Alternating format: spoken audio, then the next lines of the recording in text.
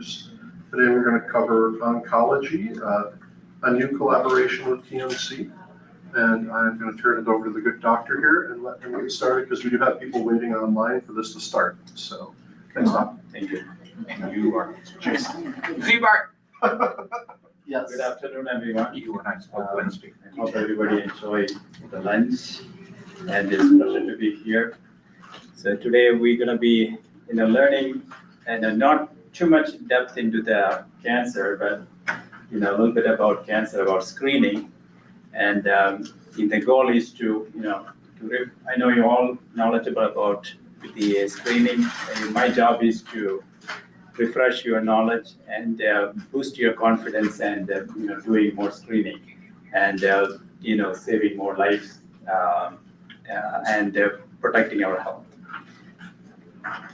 Speak up. Speak up. Yeah, speak up louder. All right, I'll try. Okay. All right. So why cancer screening matters? Because you wanted to search for cancer not when you are young. You wanted to search for cancer or identify or diagnose cancer when you are healthy, and that is the best time to have the best treatment and also the most effective treatment that can be given. So it's a silent disease. We all know that. In the beginning, cancer is not going to give you any symptoms. When I see patients, the most common question I get, do you know how long it's been there? We don't know. It could be there for 2 years, but it could be silent. And then once it starts spreading, we need a lot more treatment. We need, the treatment comes with a lot of side effects, which could be sometimes long lasting. And so the most effective treatment can be given when it is at an earlier phase. And the advantages of the identifying cancer by screening is treatment becomes simpler. We don't have to go through the complex treatment of sometimes not even chemotherapy or radiation or immunotherapies. And we can avoid a lot of the long-lasting side effects and immediate side effects as well. And we all know that if you are diagnosing at an early phase, recovery is faster. Breast cancer, you go for lumpectomy, a day, not even a day in the hospital, you will be discharged. And then within days to weeks, you're going to be recovered and go back to work. And the chances of survival are higher. Obviously, we all know that as well. And so early detection means that is the difference between life and death. So, to look at the statistics, the cancer mortality is, pretty high, and it affects men, women. It's actually more men than women. Since 1991, where the era of cancer screening becoming more active, the death of cancer rate has gone down. So it is not all due to the cancer screening, but it is due to medication advancement, the resources that is available, the education of the people. At the same time, it is also due to the screening as well. So you could see the cancer mortality rate from 1970s in this slide. So that the green one is males. There were 100,000 people. There were 249 deaths reported in the 70s and in the 80s and in the 90s. So the colon cancer screening and breast cancer screening became more active during that time. And then the decline of cancer started since 2000, 2010, and 2017 up to 2024. Again, it's not just only due to screening. There were more treatment availability there. There were more sophisticated tools to identify cancer. Techniques of surgery has improved. Chemotherapy and the newer medications, targeted treatments, all those are playing a role. So they can, since 1991, what are the cancers that with the biggest decline in death rates? So most common cancers, that is lung cancer. The second common is cancer, and death rates has decreased by 56% both in men and 32% in women. So, there are other factors that we'll look into it if you get more deeper into that, why men have more death rates compared to women. One thing I think women are unfortunately more compliant with screening protocols and their health. That's one of the things. And then there's more smoking habits in men. And diet, exercise, that also play a role as well. And when you come to the prostate cancer, which is a common cancer in men, the death rate has decreased by 50%. And breast cancer, obviously, the cancer that is screened and detected earlier, even before it become cancerous, sometimes precancerous lesions can be identified. So that also down by 43% since 1989. And the biggest decline is actually colorectal cancer since 1970s. There's 55% decline in death rate. And again, when it comes to the melanoma, skin cancer, so death rate has dropped. Cervical cancer death rate has dropped as well. So this is one screen I wanted to show. There is some disparity between care between urban area versus rural areas. So I think we are, to some extent, we are in the rural area. Even I would say Tucson probably yes to it too. So the male cancer mortality rate per 100,000 is 168 in urban area compared to rural area, it is 195. And female cancer mortality the same. And overall cancer death is more in rural area compared to urban area as well. So we have progressed a lot, but I think we still have a lot more room to go and improve and increase our screening. So nationally, when you take the statistics, the rural area screening rate is also lower when you compare to the urban areas as well.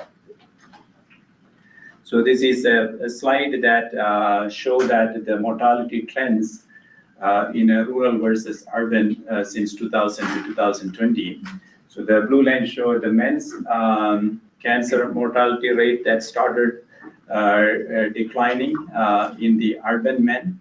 And there is a decline in the rural area, but you can see that gap between the two, the gap is still up there compared to the urban men. And that is same with the women in the urban and rural areas as well.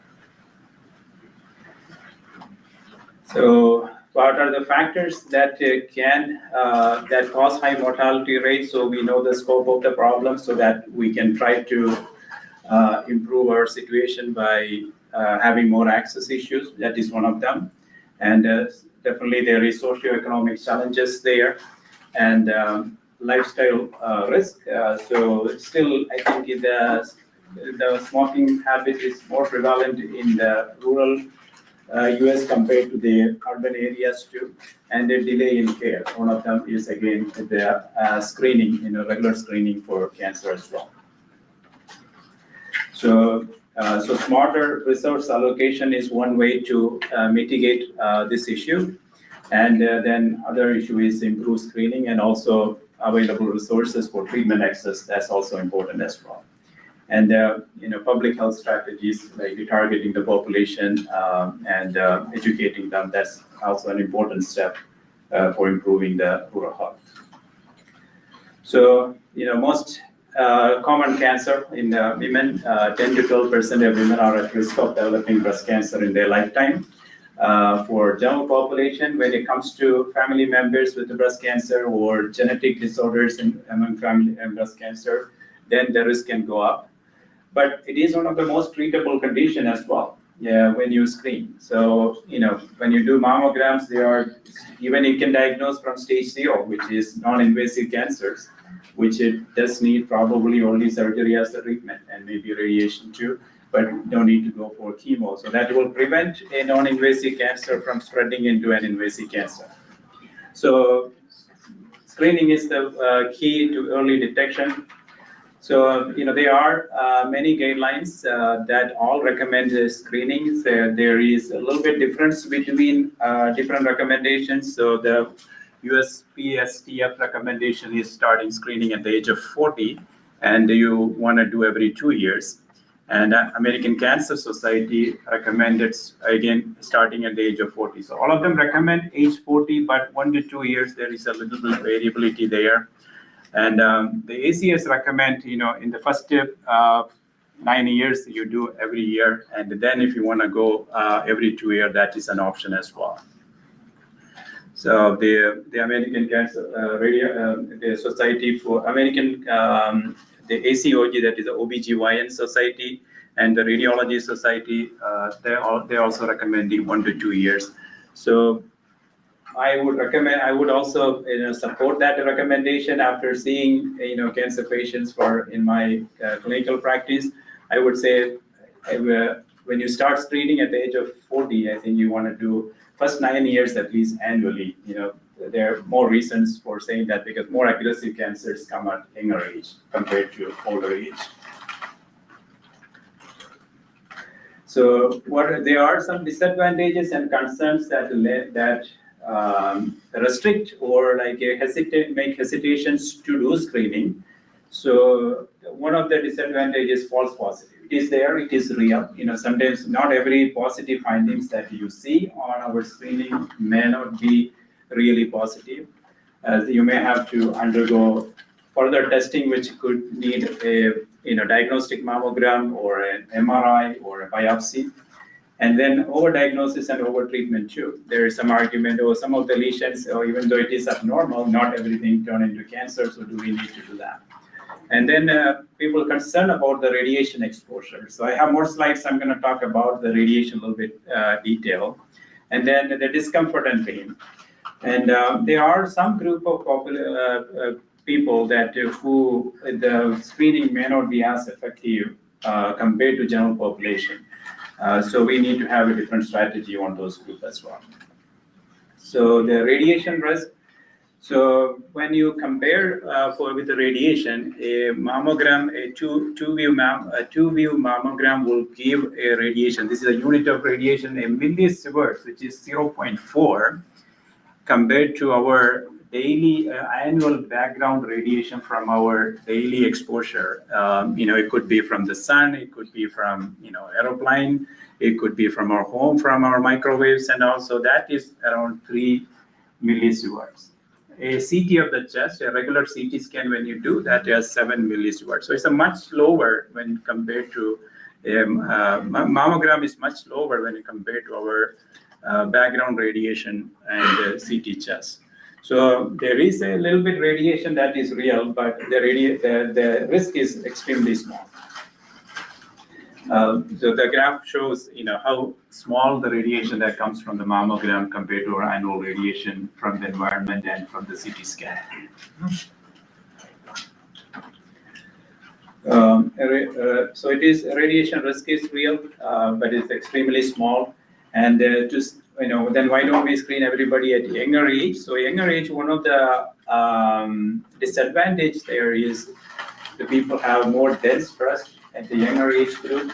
So the likelihood of having false negative are very high, and you're probably exposing them for more radiation compared to the people over age 40. So, the general population, we all know we do mammogram as the screening tool. So when you come to the high-risk population, high-risk population, there are 5 to 10% of the population is high risk. So most common, we all know there's the BRCA mutations, BRCA1 and BRCA2. And then if you have a close family member, that is your mom or your dad with a male breast cancer, or sister, then you will be categorized into the high risk.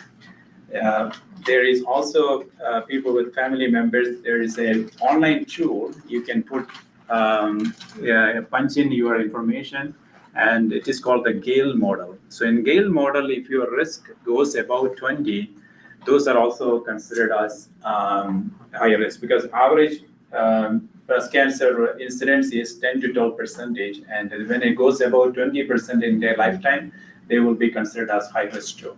And anybody who had to undergo any chest radiation for other reasons, like in younger people, they get Hodgkin's lymphoma, and it used to be one of the modality of treatment is having radiation before. And anybody who has radiation in the past, and then 10 to 20 years later, they could have secondary cancers and other hereditary cancer syndromes like leaf pneumonia and Cowden. So these people considered as high risk, and they need more aggressive screening measures. So what is that aggressive measure? You start the screening at an early age. That is, you start at 30 years old, and you started mammograms. But mammogram, like I said before, mammogram alone is not enough because it is dense breast. You could miss that.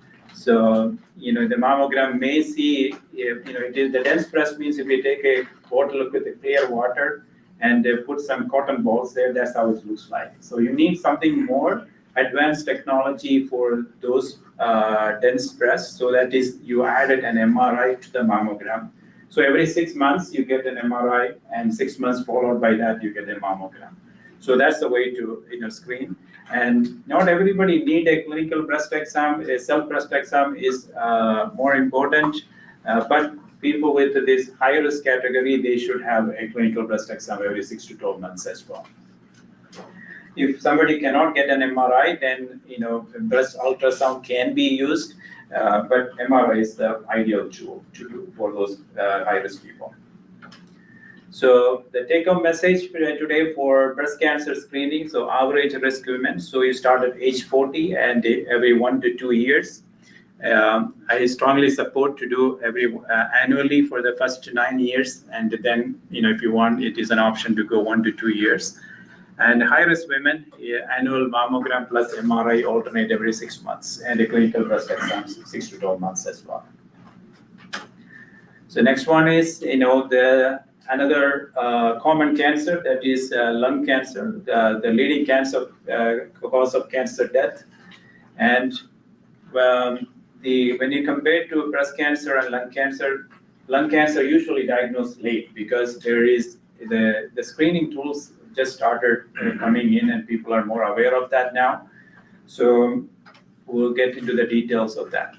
So this slide show the cancer incidence. So by screening, the red line is the control group. Control group means there is no screening, and the screening group is the blue line. So you can see the cancer diagnosis is higher on that group, and death rates as well. When you come to the cancer mortality rate, people who are diagnosed with without screening, they have a higher mortality compared to the screening group there. So who should be screened? Not everybody needed to be screened for lung cancer because, obviously we all know that cancer risk is increased with the smoking. So anybody who is 50 to 80 years old, so age group, and having a history of smoking, which is 20-pack year history of smoking. So there will be all needed to have screened. And who currently smoke? So if you quit smoking, can we stop screening them? At least for the next 15 to 20 years, if those who are smoked for 20 plus years, their risk will continue. So they should continue to be screened even after quit smoking for the next 15 to 20 years. So what is the recommended screening? You do a low dose CT scan. So low dose means less radiation compared to our general CAT scan, and you don't get a contrast. So even if we have some kidney issues and all, if you're worried about the kidneys, you don't have to use any contrast. So it's a low dose CT scan. It's a commitment that need to make because if you see any abnormality, like a lung nodule, if you see it, then you may need to do further scannings, or it could lead to another PET scan, or sometimes you may even need to have biopsies as well.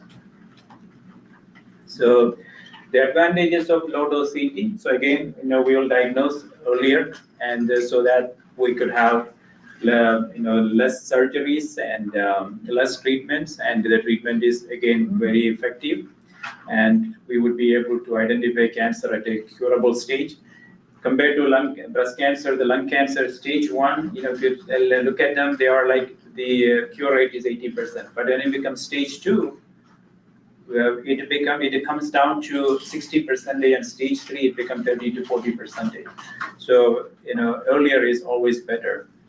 And the surgeries are bigger surgeries. Radiation is not easy in lung cancer.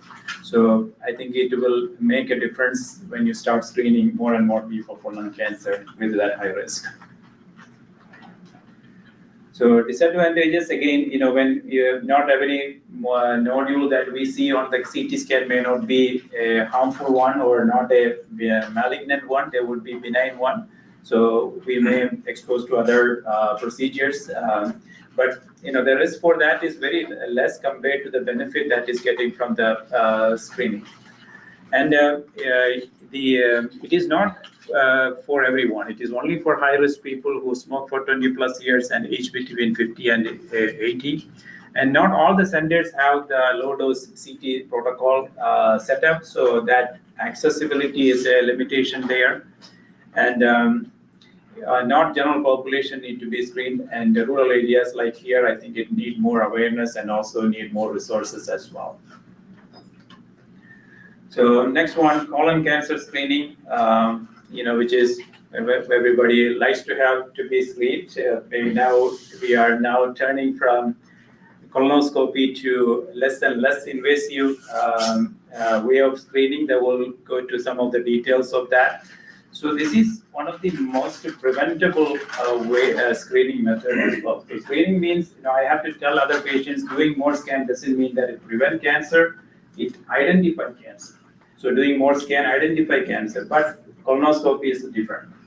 You do a colonoscopy, you're gonna see a polyp, that polyp may have a risk to develop into cancer, you're gonna take it out, risk is off. And then when you do the next. So that's also important too. So this is preventable, at the same time it is screening as well. So who should be screened for colon cancer? So maybe 5 years ago or 6 years ago, we thought that it is 50 plus, and now there are higher incidence, more incidence of colon cancer in younger age group. So the age limit, the age threshold has been lowered, and it is age 45 now. And until what age we need to screen? So most of them recommended age 75. At age 75, if it's a normal colonoscopy, then you don't have to do any colonoscopy. But some of the recommendation is it is on an individual basis. If you're high risk and if you have a polyp, then you may want to continue, or the person is healthy, if they can undergo another surgery or something, then should continue to do that. So there are many options for colon cancer screening. So some of them are non-invasive options and invasive options. So the common one that everybody now using in primary care setup is the Cologuard, which is a stool test. You don't have to do any preparation for it.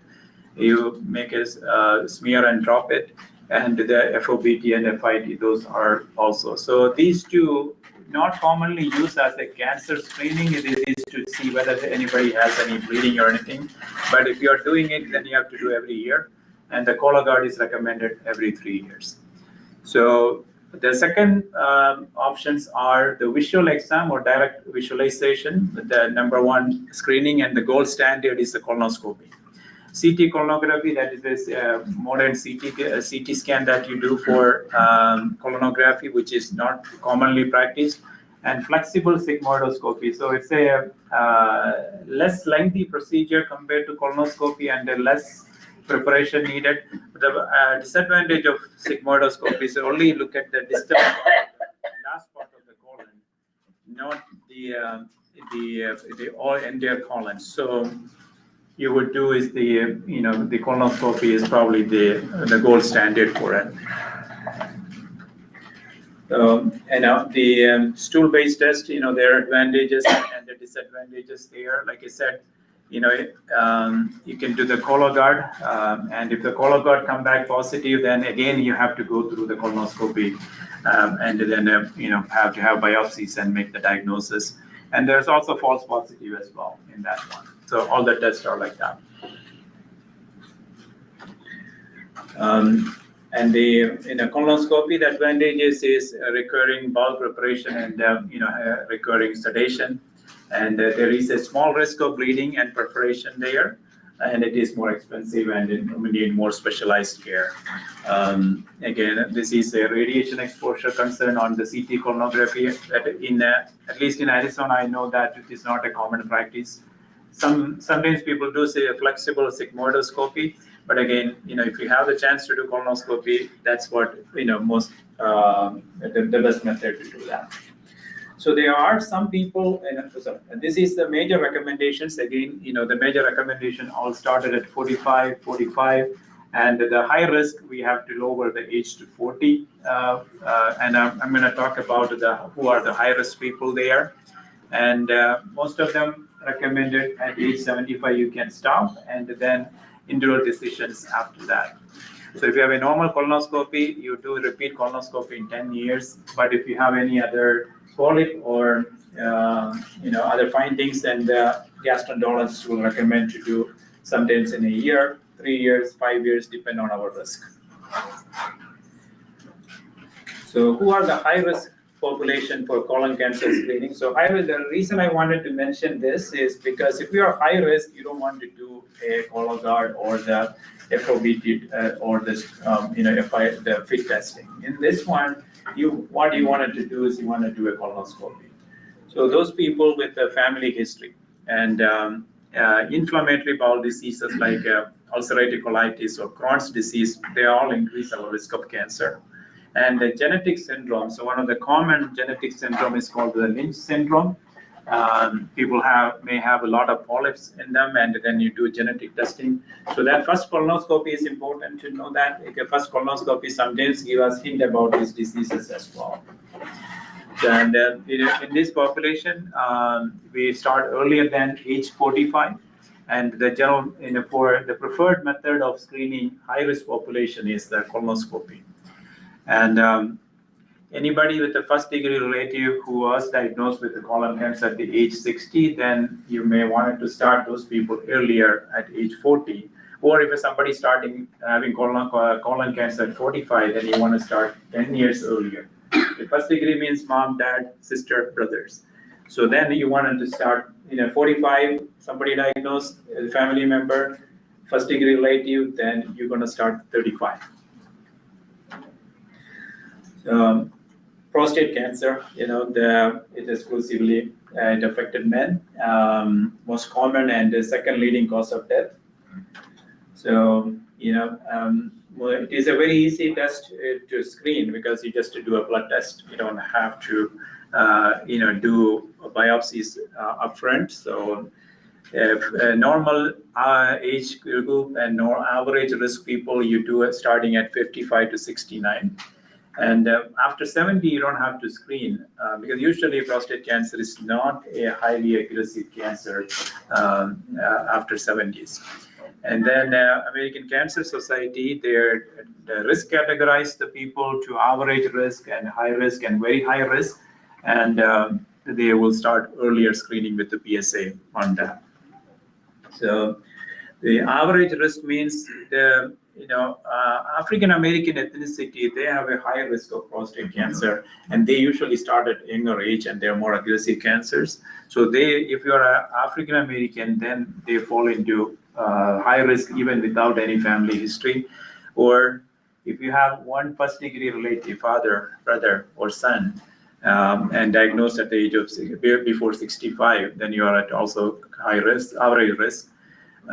The high risk, so then you will be starting those people at younger age at 45, and very high risk, like more than one first degree relative, like I have a father, I have a brother, and they both have early prostate cancer, then you're going to be start screening them at the age of 40.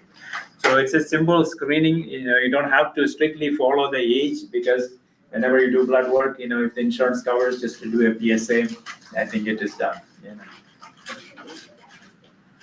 So skin cancer, it's a significant in Arizona. Why it is significant, we all know that we get most winter here, right? So the sun is pretty hot, and because of that, we have higher UV exposure, And the location, the equatorial location of Arizona make it as high risk as well, because the sun is more vertically high and there is no filtration for the UV exposure, UV sunlight, and then that falls on the skin and it will change the DNA mutations of our skin, and that is what the common cause of cancer. And the incidence is higher in the sunny regions in Arizona and in statistics. So the early detection is the key, because melanoma is I always tell them, is a very sneaky disease. You don't have any symptoms that you have a cancer sitting, even though it is on the surface of the skin. And by the time when you started having some symptoms, it's already gone to or any part of our brain, to the vital organs, or to the it can go anywhere. There is no limitation for that. So so the most effective is, again, if we can identify earlier, that is the best way to identify it. So self-screening check. Self-screening is the most important thing. There is this is the UV light exposure. This graph will tell how much sunlight how much UV light we get from the sun. So Arizona is here. This blue light means our UV index, that is 11 to 13. So UV index high, that means that is more skin damages. So, and it is more during April to September, which is a summer month. And we also have a good habit that we are all outsiders and we do a lot of outdoor activities, hiking, biking, and all those things in Arizona. So all the Arizonians are at high risk for skin cancer. The sun vertically fall in between April through September. We have a high UV level exposure. So it is more the skin tone. If the darker skin and the fair skin, blue eyes, these are all makes the difference there. So darker skin means darker skin act like a barrier for this ultraviolet rays to penetrate into the deeper melanocytes, which can turn into cancer. So it will have a protective melanin barrier and absorb a lot of the UV rays. It's like a sun protective, the screen. But in the fair skin, it just have less melanin, so it's penetrate through the deeper tissue, deeper skin, and then they undergo DNA mutations and then develop into melanomas and other skin cancer. So the screening has an impact here. So the incidence in Arizona is 29 compared to the national average, which is much lower. But mortality has been declined because of the screening protocol on skin cancer as well. So there isn't any clear evidence for population-wide screening for skin cancer. So it's American Cancer Society promotes self-exams and clinical exam for high-risk groups. And the dermatology board also recommend the same thing as well. So self-exam means we also need to have some knowledge about that as well, that I have some slides coming in. So the high risk for melanoma, it is all Arizonians are high risk. We have more UV exposures and indoor tanning beds. That there is some arguments about business that is saying that tanning bed does not increase our risk of melanoma, but even natural UV light and artificial both will increase our risk of melanoma. So indoor tanning bed definitely will increase, and that risk is directly proportional to the frequency of our exposure, and also the earlier you start, the more risk we get from it.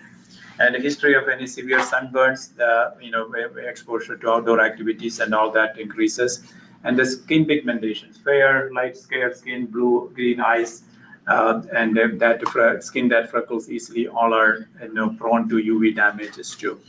And people who have moles, more moles, then there is, especially when you have moles more than 50, that increase our melanoma risk as well.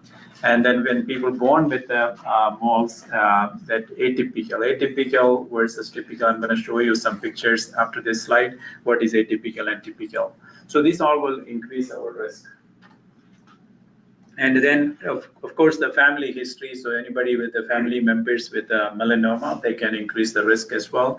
Anybody who was treated for any cancer, then they may be immunosuppressed, they can increase the risk as well. And again, Arizonians, because of our outdoor workers and enthusiasts, they have increased risk as well. So this is how the picture looks on a normal mole. Everybody has a lot of normal moles, and also they usually is very soft and spongy and raised with a clear border, without having any skin changes. But this is the letters that I wanted you can remember. It's called A, B, C, D, E. So A means asymmetry. Asymmetry is the different part of the moles looks different. They're not going to be the same, not like a smooth, clear, round thing like this. And the border. So the borders for the atypical moles, they are irregular.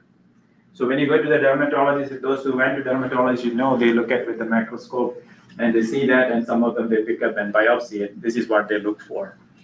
And the color. So when something is unevenly colored, darker, and then change the color around in the same mole, then that is an atypical mole.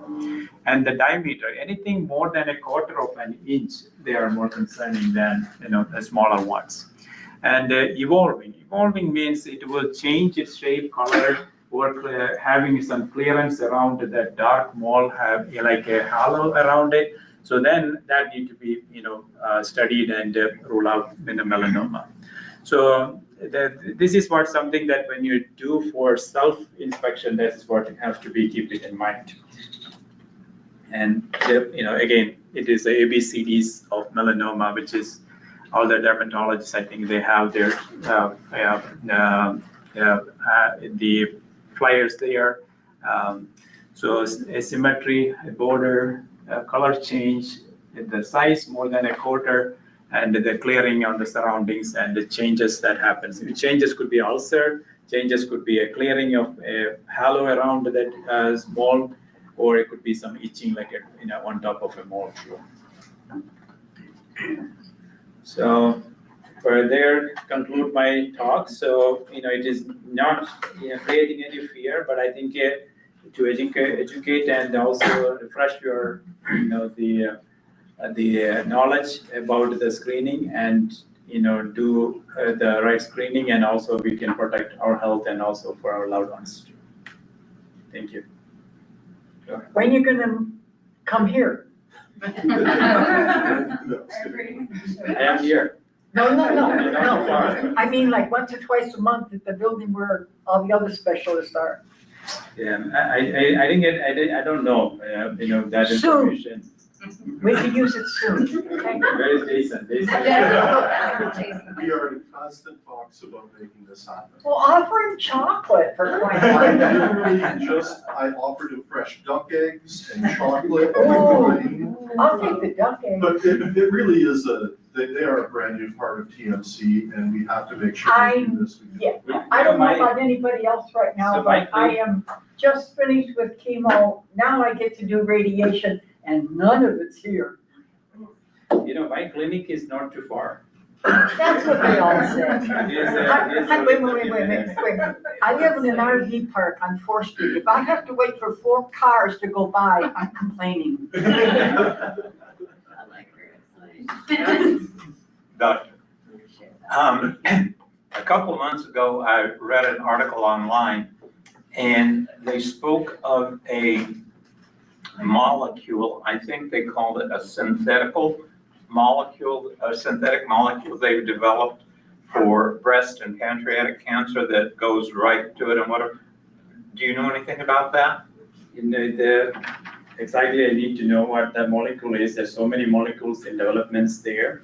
So there are the recent developments are antibody drug conjugates. So what they do is they identify a target that they can bind, and then they can attach and then engulf into the cancer cells specifically, and then inside they break off and the chemo release. So that is what a lot of the molecules that is developing now. Then there's so many targeted treatments are also developing as well. pancreas has, no target so far, but there are some targets, there are some hopeful that you may be able to identify some. But not everything is same for everybody. If you take breast cancer, if you take 10 people, 10 people have 20, different pathology there. So is there a molecule for the breast cancer? Because my neighbor, I shared it with her. They're different. Breast cancer means we cannot put everybody's breast cancer into one category, right? Okay. 70% of them are hormone positive breast cancer.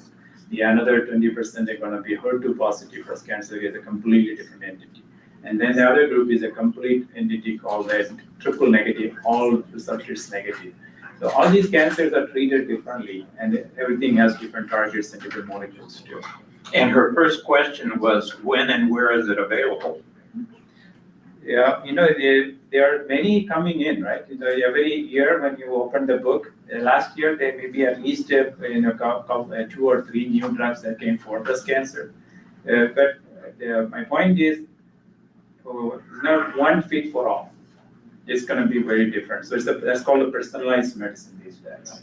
And are you able to do that? Like if she came to see you, So if it is an FDA approved treatment, we could do, anything that is approved, here in our Oregon office. Radiation, we have to go to our radiation institute, because that doesn't move that well. Right. The clinical trial, you can only do if a clinical trial is open in your site. Because if you are participating in a clinical trial in Phoenix, you cannot bring that, or even partial of that treatment cannot be done here. You have to make your visits to that particular center, and you have to have the labs drawn in the centralized lab, and pathology and everything should be reviewed there. I have a question. What is, skin cancer, melanoma, what is the average age of diagnosis? Any age, there is no age limit. The older what is the biggest risk for cancer? The longer we live, that is the biggest. The older we are, the risk is higher. But melanoma can come in. There is people who have congenital atypical melanoma in the UV and the moles.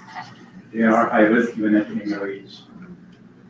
But the sun damage because some of them are due to hereditary as well. So those cancers come earlier.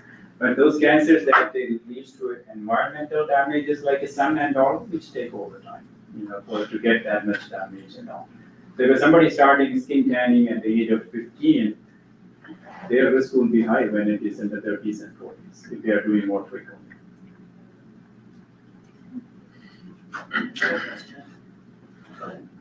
Okay, so I saw the screenings for the different, organizations, their recommendations after the age of 50. How often would you recommend someone that hadn't, previously had cancer, should they get the breast breast cancer patients? So breast cancer patients previously had cancer? No, have not had cancer or family with just normal. Oh, no, age 40. For breast cancer screening, started age 40. Right, so after the 40, you were saying, I think it was saying do it yearly, but So for 90 years. I do all my patients, most of them do yearly, they continue to do, until some good age, like 60 and 70. But if somebody is hesitant, because there are a lot of discomfort with the mammograms too, right? So, Really? so you do until 55, you do annually. Because the reason I'm saying that is, the younger age, due to whatever reason, the cancer is more aggressive.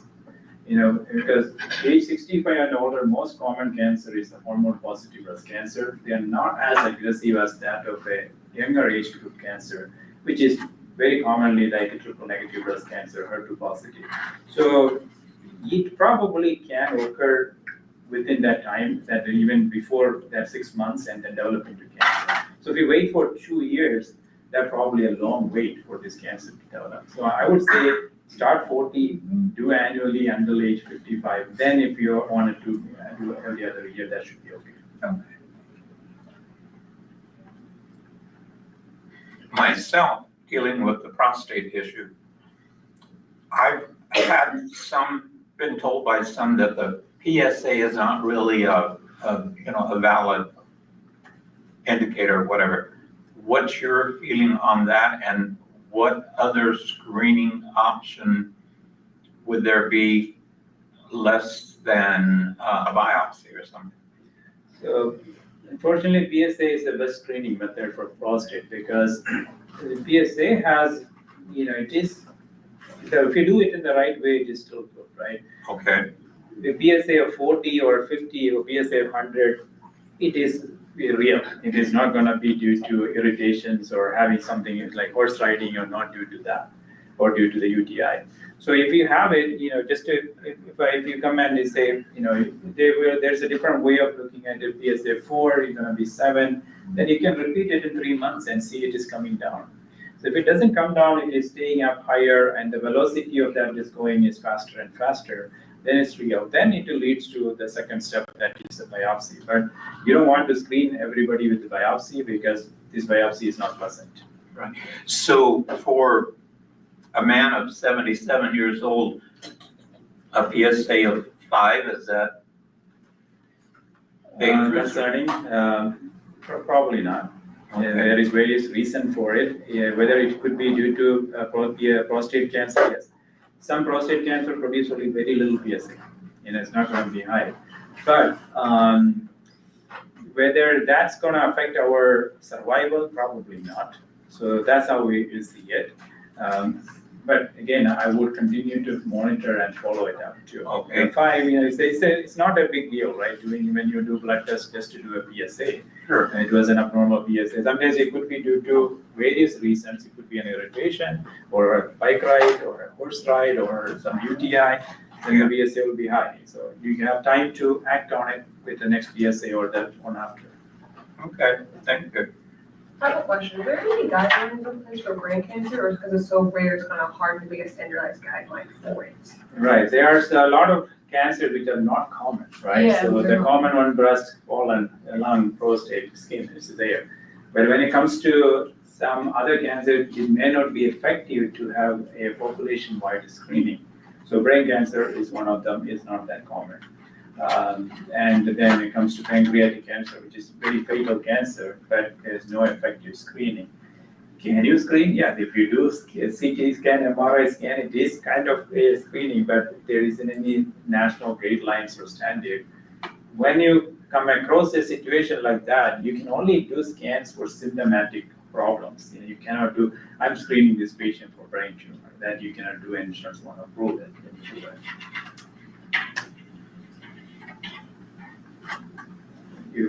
I've been told that if you have had a colonoscopy and polyps have been found, you should no longer be doing Cologuards.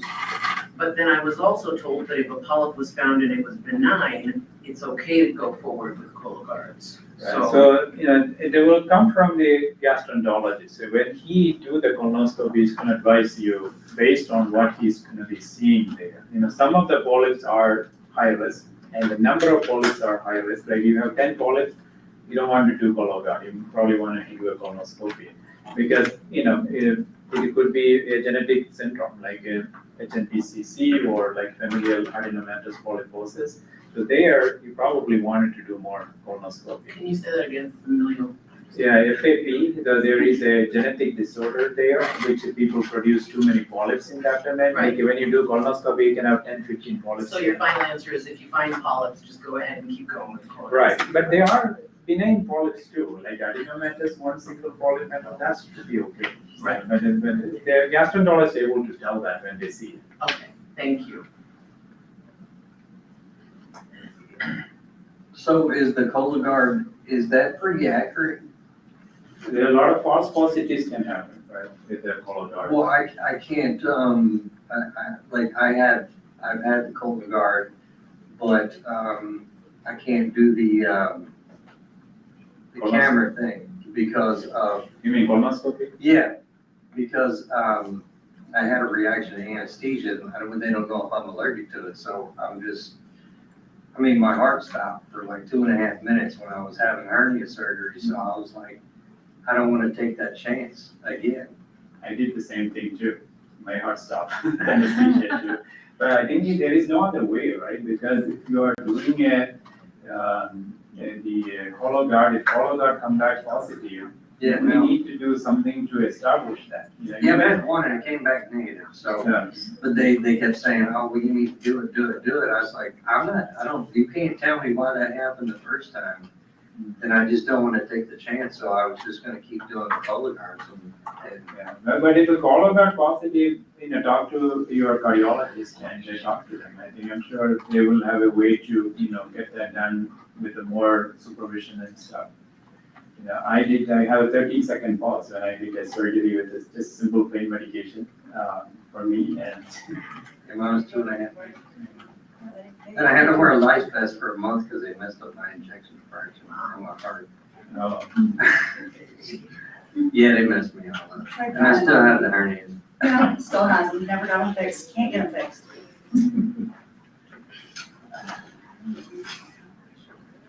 I have a question about lymphoma.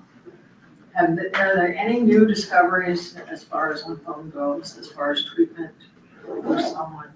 in the lymphoma broad classification, right? At least for the pathologist, there are 37 types of lymphoma, or now even more. So when you have many lymphomas, it depends on what kind of lymphoma we have. A lot of lymphomas are the first course of treatment and they are cured. And there are some of them are low internal lymphoma, which is not cured, but you can keep it under control. Even in that variety, the lymphoma will sometimes come back and then it becomes bothersome. They're, immunotherapy, targeted treatments, B2K inhibitors, venetoclax, so many treatments. Then the newest modalities of treatment for refractory lymphoma, most of the lymphomas you can do that. That's called a CAR T therapy. So what they do is take your own stem cell, your own lymphocyte cells from your body, and genetically engineer outside and make it eligible to fight against this lymphoma.